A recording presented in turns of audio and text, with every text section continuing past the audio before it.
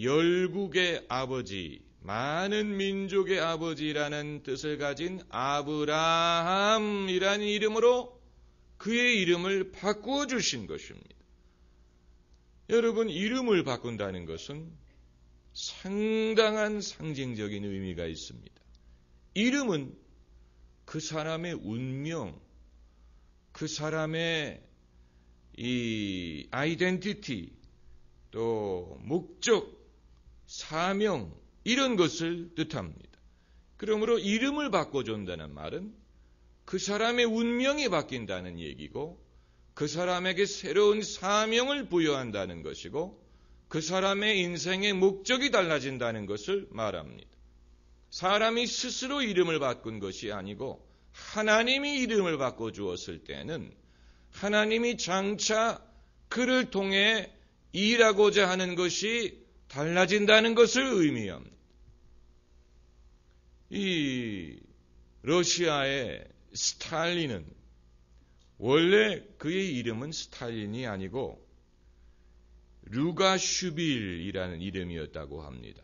그러다가 스탈린이 정치에 입문하면서 스스로 자기의 이름을 Man of Steel, 강철의 사나이라는 뜻을 가진 스탈린으로 바꾼 것입니다. 그리고 정말로 스탈린은 소련 역사에 있어서 강철과 같은 그런 인물이 됐지요. 그러나 아브라함의 경우에는 자기 본인이 이름을 바꾼 게 아니고 하나님이 그의 이름을 바꾸어 주셨어요. 성경에는 하나님이 사람의 이름을 바꿔준 경우가 몇 번밖에 등장하지 않습니다. 또 다른 예는 야곱의 이름을 이스라엘로 바꿔준 것입니다. 이스라엘은 하나님과 씨름하는 사람이라는 뜻이고, 그리고 신약 성경에 가면 예수님이 요한의 아들 시몬을 베드로라고 이름을 바꿔주신 일이 있습니다. 베드로는 반석이라는 뜻입니다. 그게 다입니다. 그러니까 하나님이 아브라함을 아브라함이라고 이름을 바꿔준 것은 아주 대단한 사건이 되는 것입니다.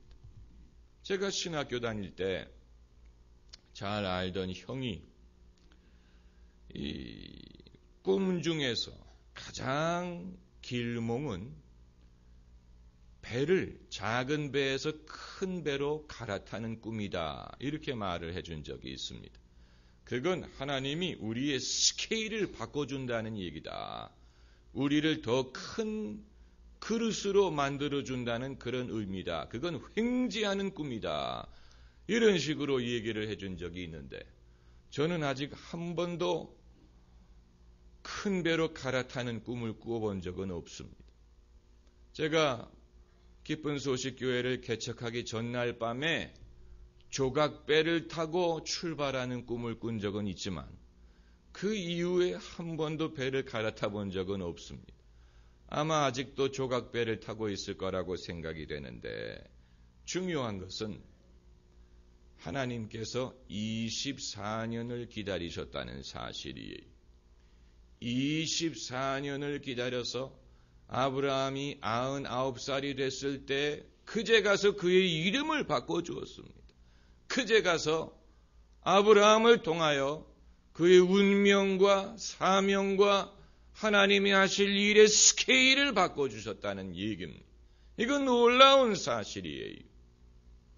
이것이 우리에게 주는 몇 가지 교훈이 있습니다. 첫째는 사람은 하나님의 역사를 경험하기에 결코 너무 늙지 않다는 사실입니다. 나이는 숫자일 뿐이다 라는 말이 맞습니다. 적어도 믿음의 사람에게는 나이라는 것은 숫자에 불과할 뿐이고, 하나님은 반드시 젊은 사람을 쓰는 것도 아니고 젊고 순수한 사람을 쓰는 것도 아니고 열정이 많은 사람을 쓰는 것도 아니고, 하나님은 당신이 원하는 사람을 쓰십니다. 당신이 원하는 때에 쓰십니다. 그리고 하나님은 당신의 이유가 있습니다. 그 이유를 사람이 다 알 수는 없지만 적어도 사람의 기준과 행동 방식과 사람의 이유와는 차이가 많다는 사실이에요. 그렇기 때문에 사람은 하나님의 역사를 경험하기에 결코 너무 늙지 않습니다. 그리고 둘째는 순수함이든 열정을 잃어버린 사람도 하나님은 쓰신다는 사실입니다. 아마 거기에는 하나님이 찾으시는 요소가 있기 때문에 그런지 몰라요. 순수하고 열정에 불타는 사람은 하나님을 기다리지 못합니다. 하나님보다 앞서가려고 합니다. 자신의 열정에 이끌려서 하나님의 때와 방법을 분간하지 못합니다. 제가 젊은이들에게 기회가 있을 때마다 말하는 것은 너희들이 하나님이 짝지어 주시는 배필을 열심히 찾는 것은 참 좋은 것이다. 믿음이 있으니까 그렇게 하는 것이지. 그런데 내가 보니까 너희들은 너무 심각하다. 살다 보면 결혼 생활이라는 게 그렇게 심각한 건 아니라는 사실을 알게 될 것이다. 그러므로 좀 여유를 갖고 유머 감각을 찾아라. 무슨 대기업에 면접 보는 것처럼 사람을 찾냐. 여러분, 유머라는 것은 인생 경험에서 나오는 것이고 고난에서 나옵니다. 고난을 겪어본 사람은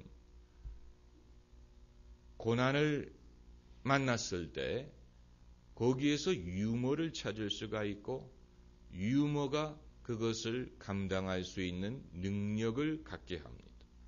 문제는 여러분, 문제를 문제로 보기 때문에 문제가 되는 것입니다. 문제를 문제로 보지 않으면 그건 그냥 인생에 일어나는 하나의 사건일 뿐입니다. 우리가 염려하는 수많은 일들은 생각을 조금만 바꿔서 생각해 보면 사실 상당히 유아적인 염려일 뿐입니다. 유아적인 염려일 뿐입니다. 자식이 시험을 잘 봐야 될 텐데, 뭘 잘해야 될 텐데, 내가 이번 일에 뒤져서는 안 될 텐데, 이런 수많은 염려들. 그리고 그게 우리의 기도 제목이 되고 또 우리의 그 염려가 되는 것이지만 사실 생각해 보면 상당히 이 유아적이고 별것 아닌 것을 가지고 사람들이 염려하고 고민하고 다투고 그럴 때가 많이 있지요.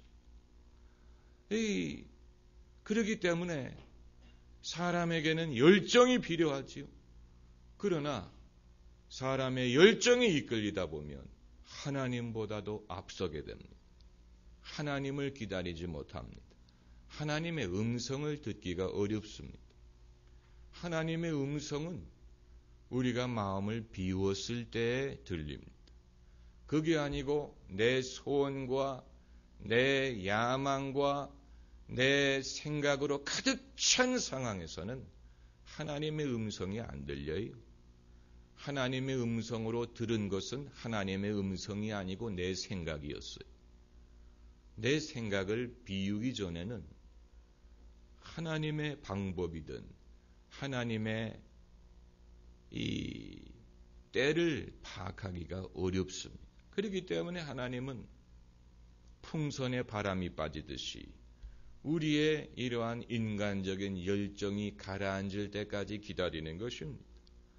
그리고 가라앉은 다음에 그때 비로소 사람은 하나님의 인도를 받을 수가 있어요.